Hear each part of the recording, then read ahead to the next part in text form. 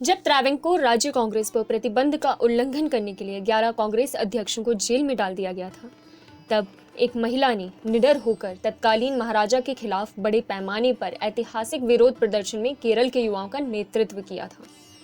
Hello everyone, welcome to my channel infinite odds of UPSC. आज हम personality section में जानेंगे त्रावणकोर की झांसी की रानी के नाम से मशहूर अकम्मा चेरियन जी के बारे में। 14 फरवरी 1909 को थॉम्मन चेरियन और अन्नम्मा करिप्पा पराम्बिल ने अपनी दूसरी बेटी का स्वागत किया। उन्होंने उनका नाम अक्कम्मा चेरियन रखा, एक ऐसा नाम जो बाद में भारतीय स्वतंत्रता संग्राम के इतिहास में दर्ज किया गया। 23 अक्टूबर 1938 को 29 वर्षीय अक्कम्मा त्रावणकोर महल के बाहर तैनात पुलिस प्रमुख के सामने बहादुरी से खड़ी हो गईं।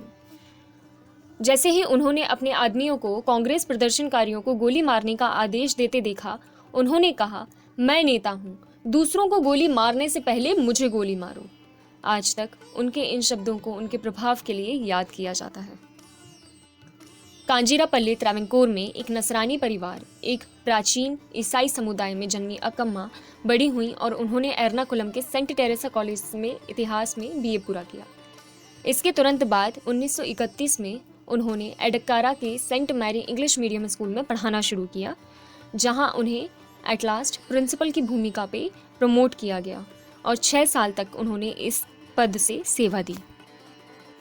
फरवरी 1938 में अक्कम्मा त्रावणकोर राज्य कांग्रेस में शामिल हुई, लेकिन कुछ ही महीनों के भीतर 26 अगस्त 1938 को त्रावणकोर के दीवान सीपी रामास्वामी अय्यर ने राज्य कांग्रेस पर प्रतिबंध लगा दिया, क्योंकि लोगों ने एक जिम्मेदार सरकार के लिए दबाव डालना शुरू कर दिया था। इसने सविनय अवज्ञा आंदोलन यानी कि सिविल डिसओबीडियंस मूवमेंट को जन्म दिया, जिसके दौरान कांग्रेस नेताओं को गिरफ्तार किया गया और जेल में डाल दिया गया। बाधाओं के बावजूद कांग्रेस नए अध्यक्षों के अधीन कार्य करती रही, लेकिन एक के बाद एक प्रत्येक नए अध्यक्ष को सलाखों के पीछे डाल दिया जाता था। 11वें त्रावणकोर राज्य कांग्रेस अध्यक्ष ने अपनी गिरफ्तारी से पहले अक्कम्मा को उनकी जगह लेने के लिए नॉमिनेट किया था। अपनी आत्मकथा जीवितमः ओरू समाराम लाइफ अ स्ट्रगल में वह लिखती हैं, मैं असाइनमेंट की गंभीरता से अवगत थी और जानती थी कि इसके परिणाम क्या हो सकते हैं, फिर भी मैंने स्वेच्छा से काम करने के लिए कहा। उनके नेतृत्व में कांग्रेस ने संदेशा भेजा और केरल के हर इलाके से युवाओं को एकजुट किया। योजना महाराजा के जन्मदिन समारोह को बाधित करने और उनके तानाशाही शासन के खिलाफ आवाज उठाने की थी। इसलिए 23 अक्टूबर 1938 को स्वयंसेवक सड़कों पर उमड़ पड़े और थम्पनूर रेलवे स्टेशन का मैदान प्रदर्शनकारियों से भर गया। सैकड़ों नहीं बल्कि हजारों की संख्या में सफेद खद्दर जुब्बा और उससे भी अधिक सफेद गांधी टोपियों पहने विशाल लहरें आगे बढ़ रही थीं। अक्कम्मा चेरियन उस सफेद समुद्र का नेतृत्व कर रही थी। एक खुली जीप में खड़ी थी, खद्दर और गांधी टोपी पहने हुए थी, जैसे देवी दुर्गा नीचे कुचल रही हों उनके पैर बुराई और अन्याय। उनके बाल निरंकुशता के खिलाफ फहराए गए काले झंडों की तरह हवा में लहरा रहे थे। E.M. कोवूर ने इस ऐतिहासिक विरोध का वर्णन करते हुए कहा, जो केरल में अपनी तरह का पहला प्रदर्शन था। Not hundreds but tens of thousands wearing white khaddar jubbas and still witter Gandhi caps were surging forward in massive waves. Akamma Cherian was leading that white sea, standing in an open jeep, dressed in khaddar and a Gandhi cap, like goddess Durga crushing beneath her feet evil and injustice. Her hair played in the wind like black flags hoisted against autocracy. वहां से अक्कम्मा राजा को लोगों का ज्ञापन सौंपने के लिए royal palace Kodiyar महल की ओर चल पड़ी। विरोध प्रदर्शन में भारी प्रतिरोध और बाधाएं देखी गई, लेकिन वह साहसपूर्वक अपनी बात पर अड़ी रहीं।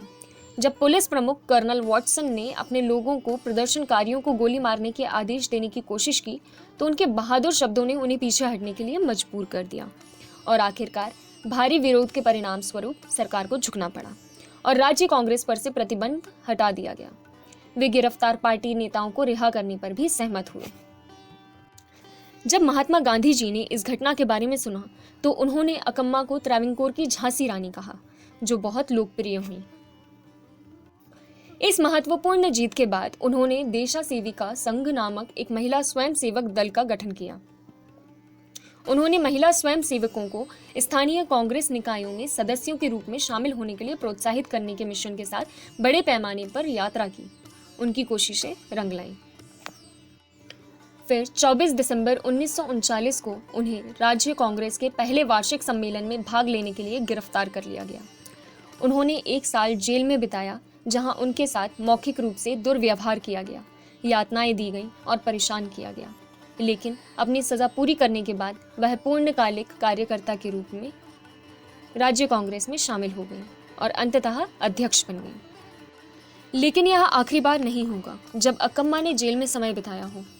भारतीय राष्ट्रीय कांग्रेस के भारत छोड़ो प्रस्ताव यानी क्विट इंडिया रेजोल्यूशन का समर्थन करने के कारण उन्हें फिर से सलाखों के पीछे डाल दिया गया और फिर स्वतंत्र त्रावणकोर के दीवान के मिशन का विरोध करने के लिए 1947 में वह अपने जन्म स्थान से त्रावणकोर विधानसभा के लिए चुनी गई, लेकिन टिकट नहीं मिलने पर उन्हें कांग्रेस से इस्तीफा देना पड़ा।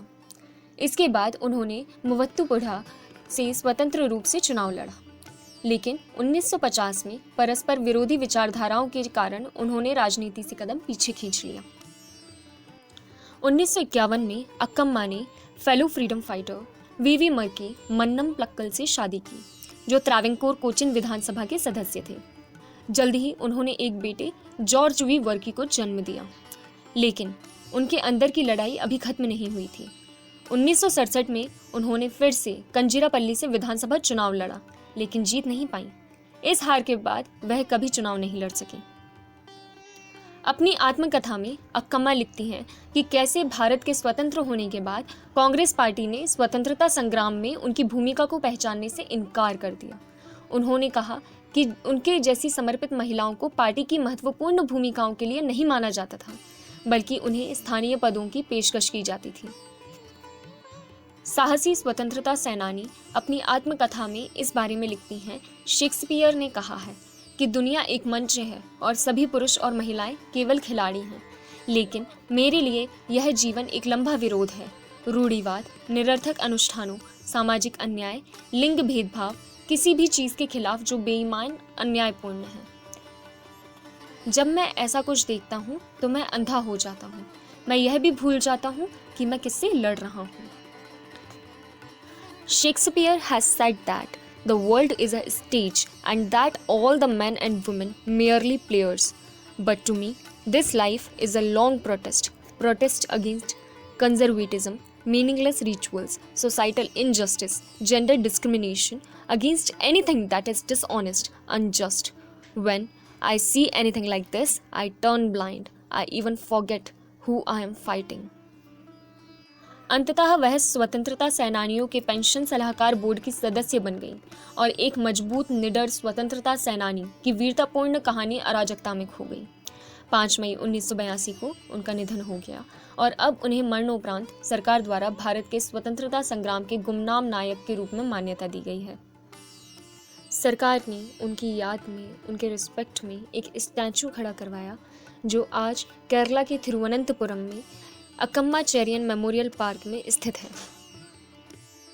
तो आज हमने जाना पर्सनालिटीज सेक्शन में अक्कम्मा चेरियन जी के बारे में। आगे भी आप और पर्सनालिटीज़ के बारे में जानना चाहते हैं तो stay tuned daily at 9 AM on our channel Infinite Odds of UPSC. Thank you so much and don't forget to like, share, comment and subscribe to our channel. Thanks.